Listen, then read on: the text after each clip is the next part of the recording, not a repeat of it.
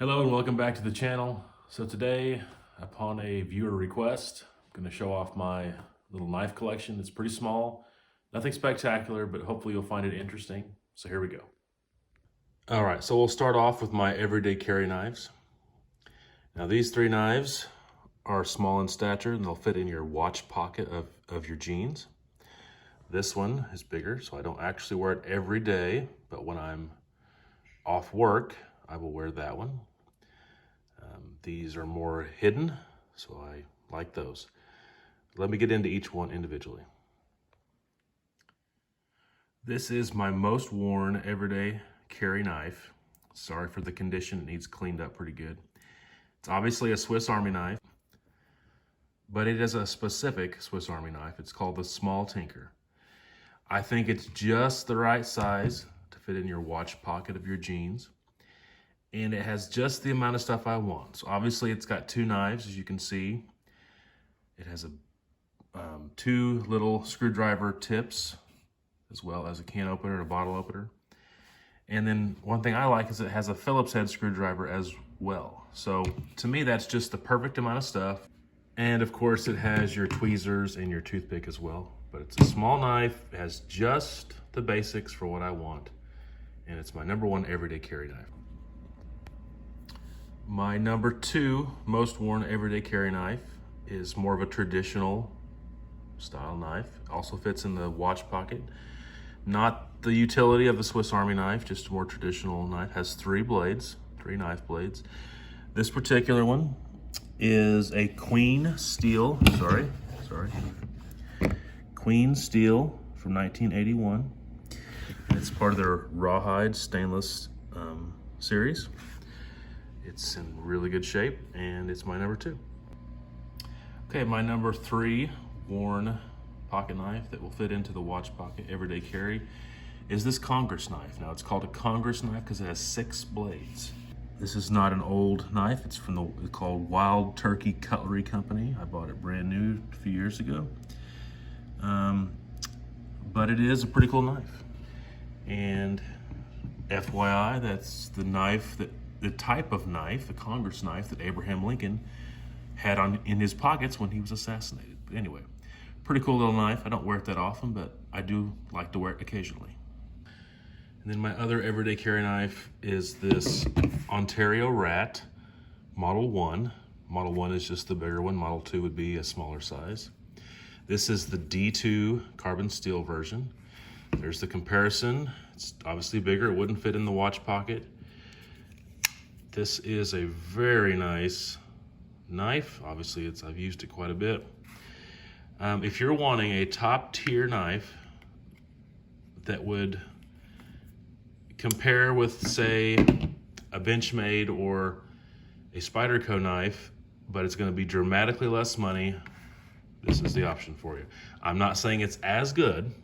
It probably, if you compare it to like a Spyderco paramilitary or something like that, it's probably not going to be as good, but it's going to cost so much less and you get so much bang for buck. So if you want a really good knife for a low quality price, got a good grippy handle, got your clip of course, this is what I would consider a best buy.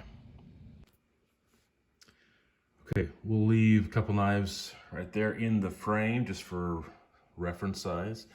This is my knife that I will gut a deer with. So this is an Ozark Edge 3.5-inch razor blade. This literally is a razor blade. And see if I can do this with one hand on camera. No, I cannot. But you push this button right here and you pull this blade out.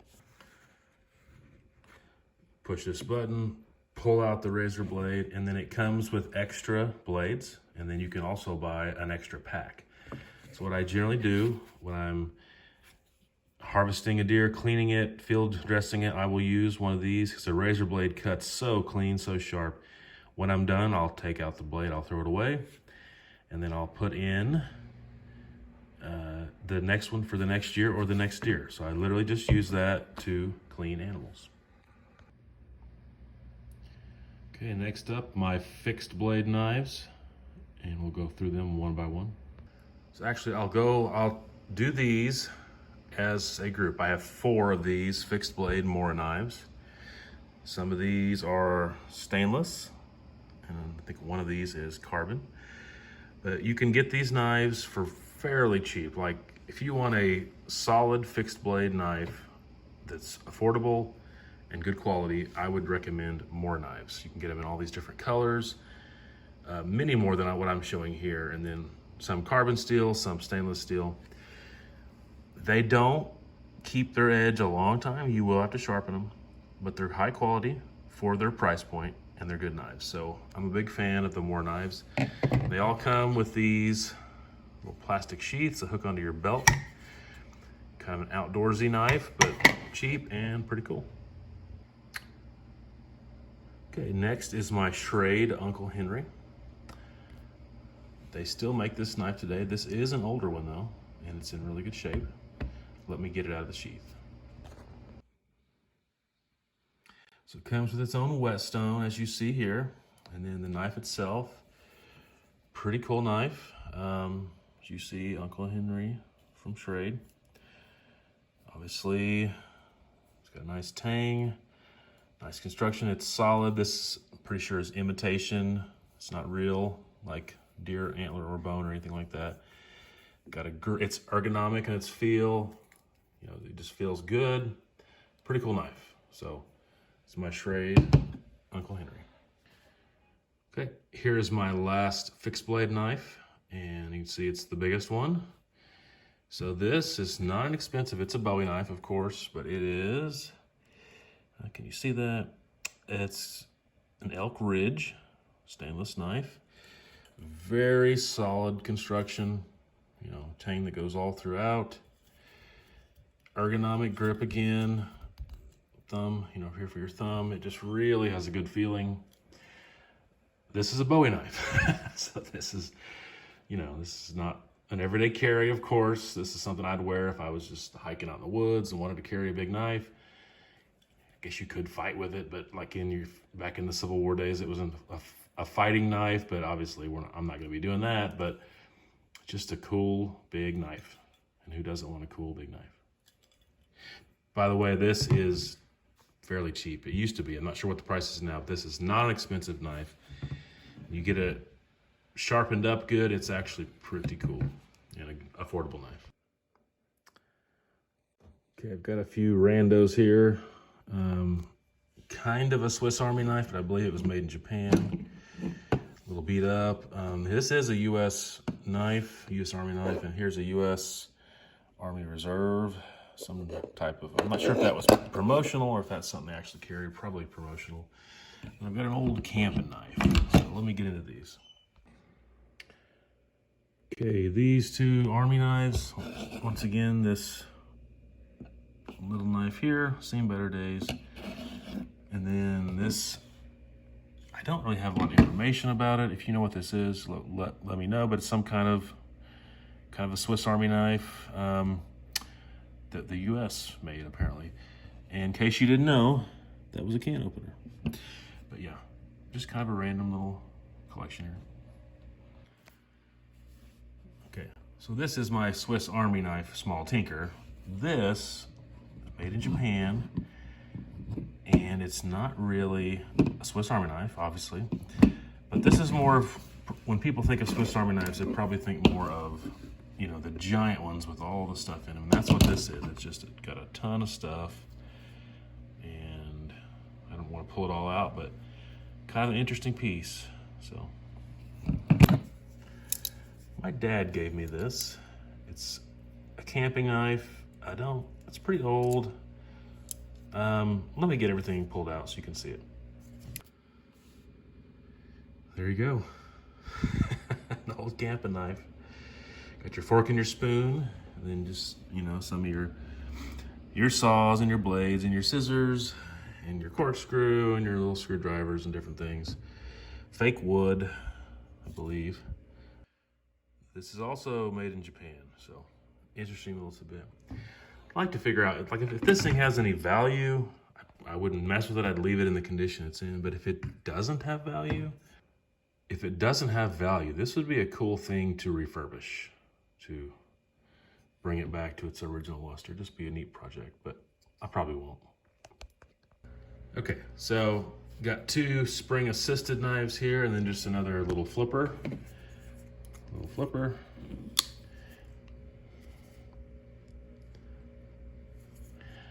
I actually think this is like an Ozark Trail, just kind of a cheap little knife, but I like the grippy feeling it had, the ergonomic handle, and I thought it was pretty cool. So just a little flipper.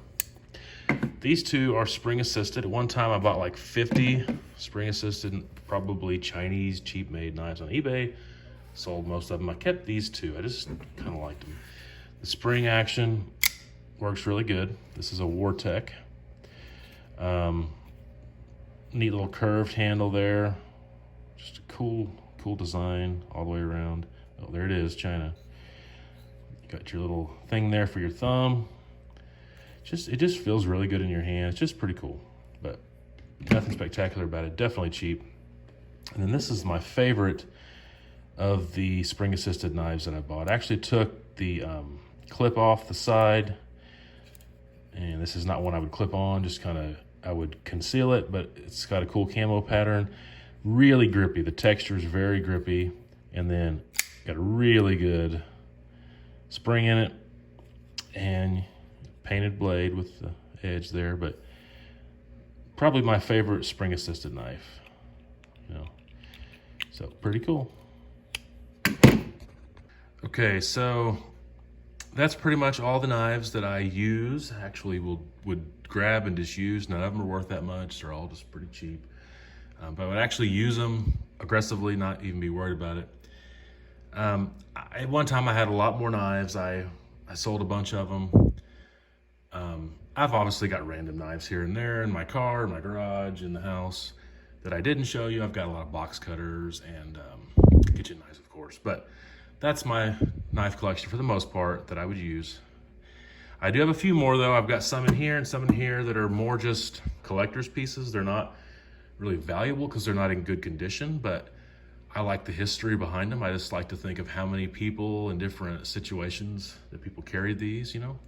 So they're pretty cheap, but I will show you my, as you can see, I've got some old pocket knives here.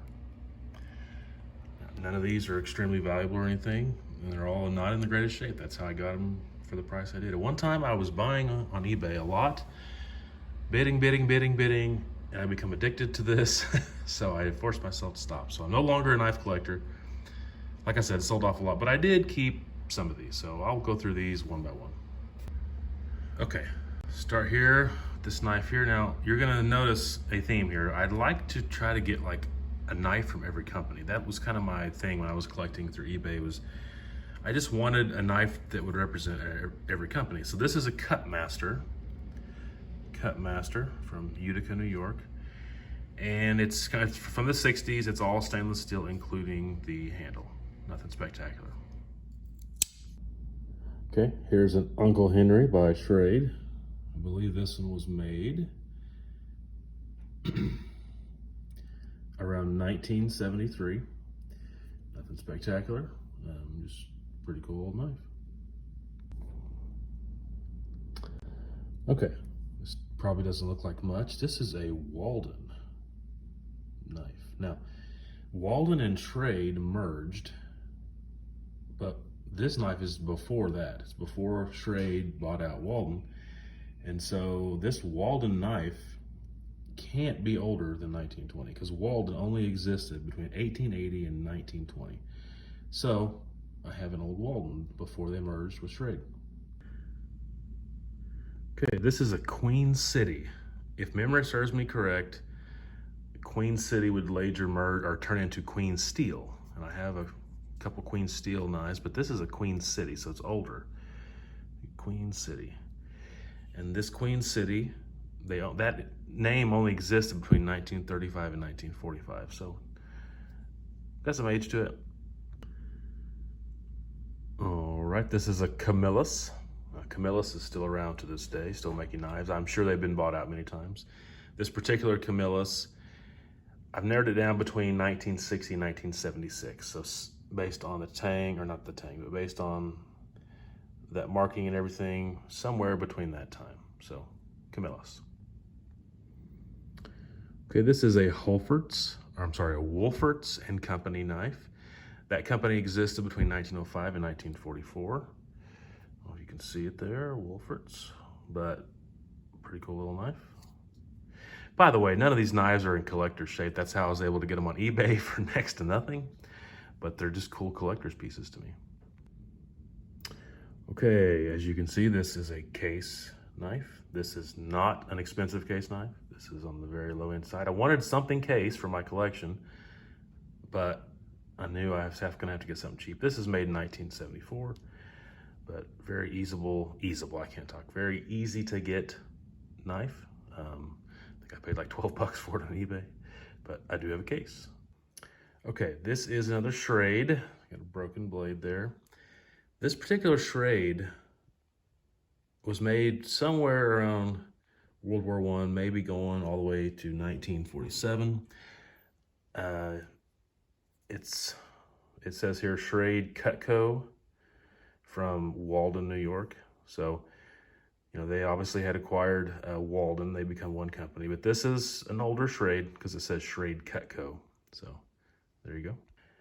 I don't know the year on this. This is probably my most worn and used knife in terrible shape. It is a Winchester knife. So I just wanted to get a Winchester knife. So I don't actually know a whole lot of history about this, but it's cool to have a Winchester.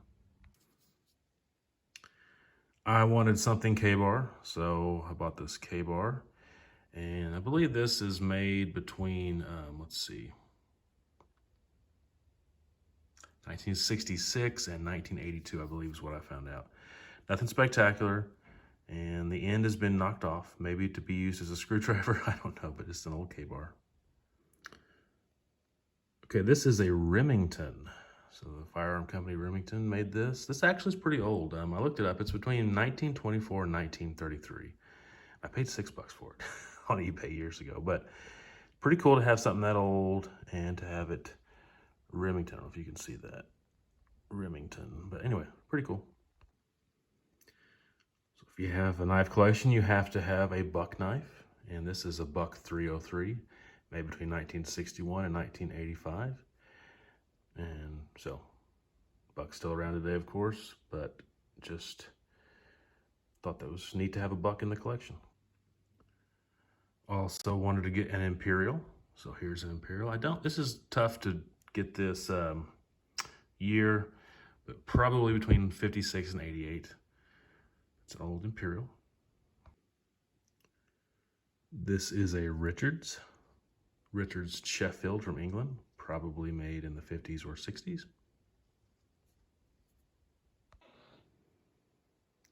Okay, this knife, which is in pretty rough shape, yikes.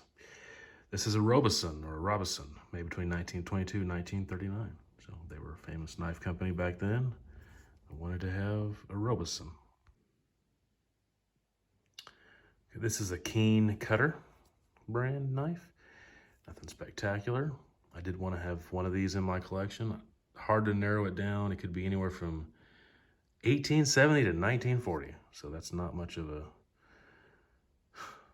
good date there, but here's an old Keen Cutter. Here's a Colonial. Actually do not know the date on this. It's just a model 492 Colonial. This is a Western knife.